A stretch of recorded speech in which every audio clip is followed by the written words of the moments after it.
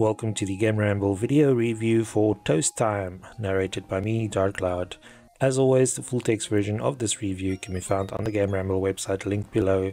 The TLDR is that it would be easy to dismiss Toast Time based on its simple visuals, but doing so would rob you of quite an addictive and challenging experience. Using a toaster to battle interdimensional enemies intent on destroying your alarm clock is just as goofy as it sounds, but this doesn't stop the game from being a lot of fun. Gameplay receives an 8 out of 10. Toast Time captures the just one more go spirit of the simple arcade games from yesteryear.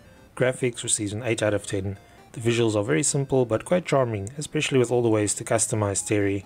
Sound receives an 8 out of 10. The audio is great and each level has its own catchy tune. The overall score for Toast Time is 8 out of 10. And now for the full review. The last time we saw flying toasters was in the After Dark screensaver software many years ago, but Toaster Time from Force of Habit changed this. Playing as a toast ejecting recoil and reload system, or Terry for short, it's your mission to protect an alarm clock from evil interdimensional blobs that are hell-bent on destroying it. Terry, the toaster with a love for English breakfast, hats and scheduling, is immune against the baddies, but if any of them so much as touch the alarm clock, it's game over. Being a shiny metal toaster somewhat limits your mobility, but the recoil from launching toast causes Terry to bounce off in the opposite direction. This means that you have to be accurate, as launching toast everywhere will cause Terry to bounce all over the place. Each of the 54 missions on offer only requires you to protect the alarm clock for a matter of seconds. This is initially quite simple, but it steadily becomes more tricky thanks to the level layouts. The first few levels are wide open, giving you a clear shot at the baddies, but this doesn't last long. The enemies keep coming until the time runs out, so if you manage to wedge Terry behind an obstacle or land in a spot where you don't have a clear shot at enemies, you are in trouble. Some levels gives you limited ammo or features fans, trampolines or teleporters to further complicate matters. Even at its hardest, the game remains incredibly addictive though, and the fact that each level lasts only a few seconds means you always feel like victory is just within your reach. Your default weapon is plain white slices, but Terry is no one-trick toaster. Supply crates that drop down from the top of the screen provides access to 16 bread-based weapons that can turn the tide in your favor. They might be called baguettes, bread pudding, croutons, crumpets, toasties, farmhouse slices, breadcrumbs and more. Still, for all intents and purposes, they function like rapid-fire, shotguns, bombs, scattershots and other ammunition.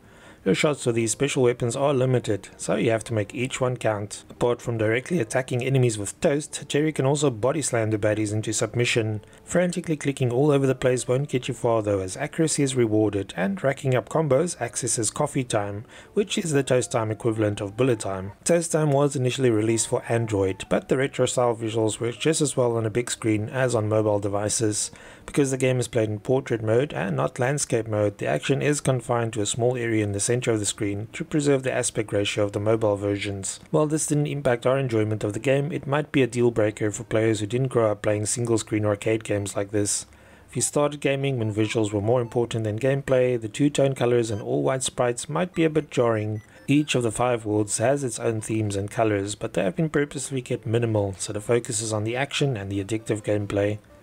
The audio is pretty great though, and each level has its own song, which keeps things interesting. We really enjoyed the soundtrack, and recommend checking out the Force of Habit Bandcamp page for the OST. The sound effects are also very appropriate for the game, and overall the audio definitely adds to the experience. The controls couldn't be any simpler, and you just have to click to launch a slice of toast in the direction of the cursor. Of course, Terry goes flying off in the opposite direction, which means your next shot requires you to track your own position and that of your target, which might be bouncing, flying or teleporting. Because all the sprites in the game are white, it is possible to lose track of your white cursor in all the carnage, but overall the controls rarely gave us any hassles. The sheer amount of levels for the low asking price already guarantees value for money, but Toast Time has plenty to keep you coming back for more. Hats, customizations and new weapons are unlocked based on the number of supply crates you collect during the campaign and survival mode levels.